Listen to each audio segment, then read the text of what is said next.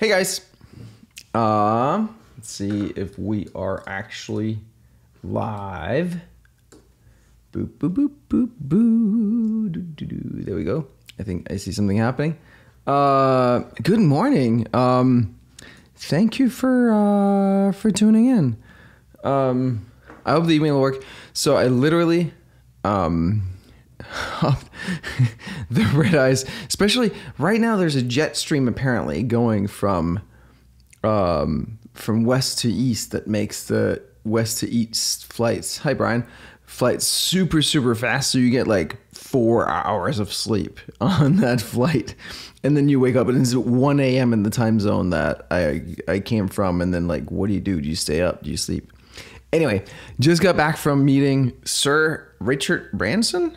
And boy, that was a dream. That was definitely one for the history books. I was so nervous leading up to it that I had trouble sleeping, and like even though I knew like whatever, it's gonna be fine, I'm totally fine, but like my body went into this like overdrive mode. But anyway, let me back up a minute and tell you guys how it all happened, and I'll just be completely honest with you. Let me just say that up front, actually. How do you get to be in a room with Richard Branson? How do you get to shake his hand and meet him? You pay him. You pay him money. That's it. That's the secret. Or more specifically, you don't pay him. You pay his foundation. So you donate to his charity called Virgin Unite. If you donate enough money, you will get a couple of hours of Richard Branson's time. That's pretty much how that works.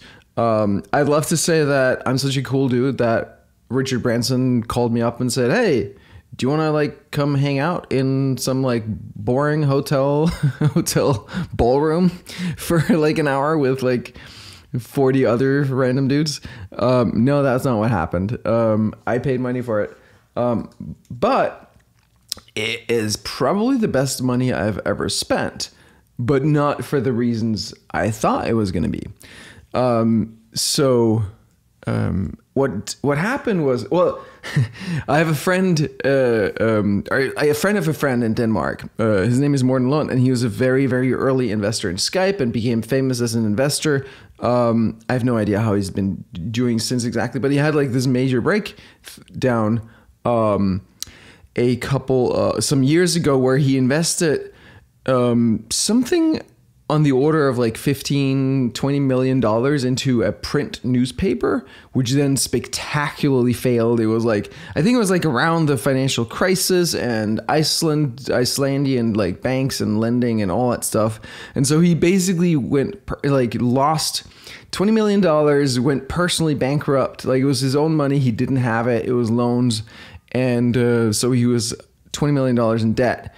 And then he got a call from Richard Branson saying, "Hey, we need to meet." So you can pay a little money or a lot of money, but either way, you're going to pay money if you want to see Richard Branson. I don't know if that's true. I'm sure that he meets with people that haven't paid money or lost, insane amounts of money, but that's how that went. So I met him in San Diego, Dolores. I met him in a ballroom at the Marriott in San Diego at the Traffic and Conversion Conference. So here's how it all went down.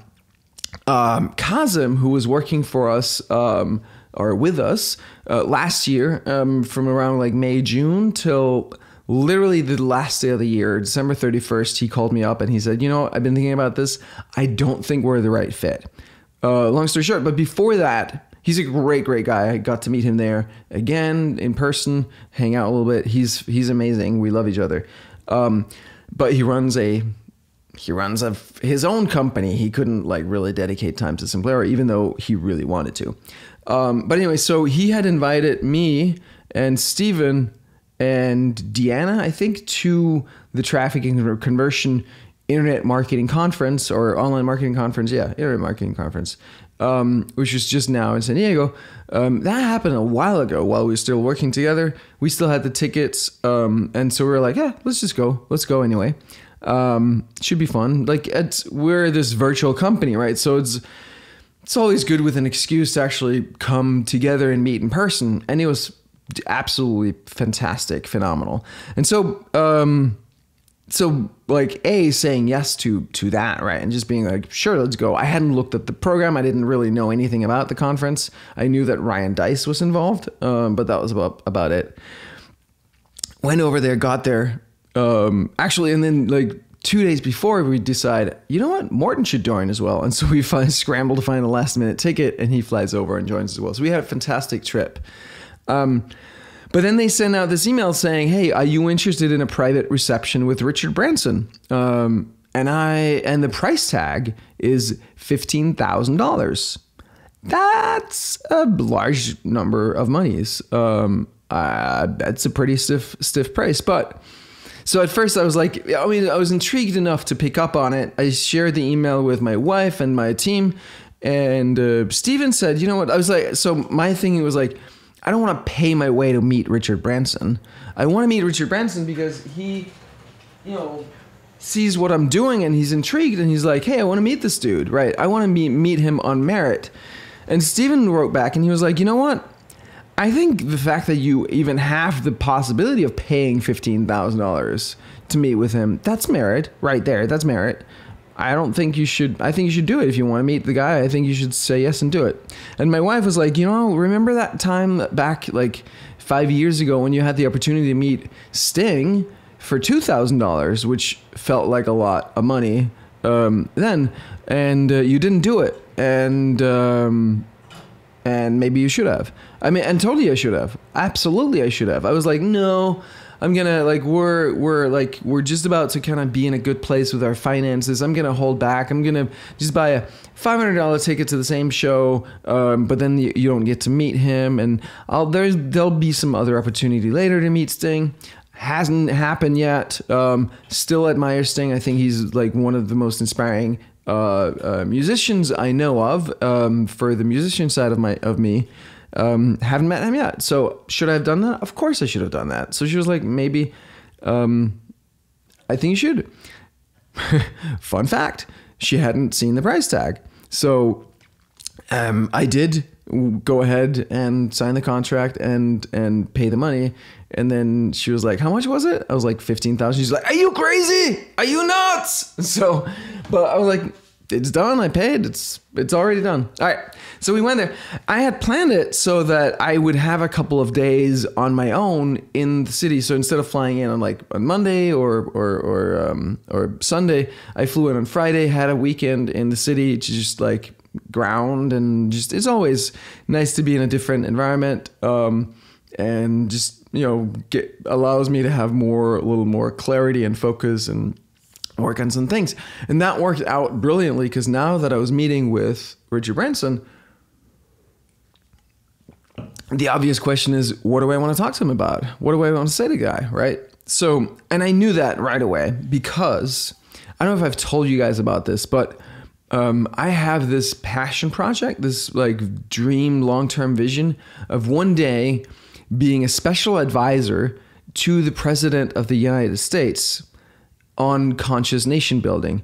Now, you may be asking yourself, what does that mean? And I would say, I'm not entirely sure, but I want to find out. I have an idea. So where this comes from is, on my birthday in 2013, Nomi and I were living in India, and on my birthday, she'd arranged this like walk. We'd walk around this lake. And she'd prepared these questions, and one of the questions was something like, if you could do anything in the world, what would it be, or something to that effect.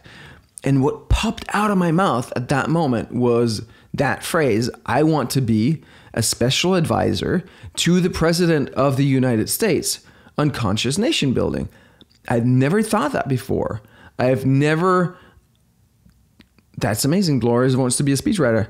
I'd never like thought like that before, but the phrase popped out, and I got tears in my eyes, and I was in this like emotional, I was kind of crying for like 20 minutes following that. I was like, whoa, it just felt so big, so massive, and out of nowhere, and important, and it's stayed with me since. I'm like, what is this like? What does this look like, right?